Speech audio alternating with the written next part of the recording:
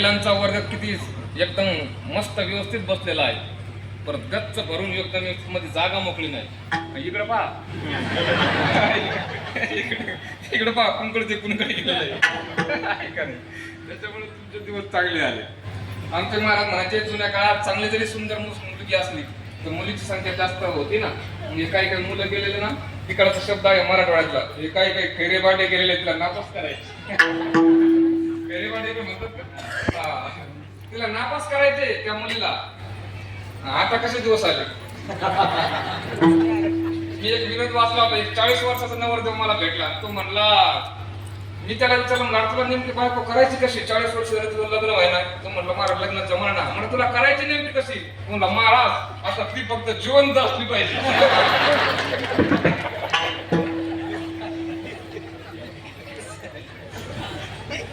एवढे काही वैतागलेले की नाही गेलं.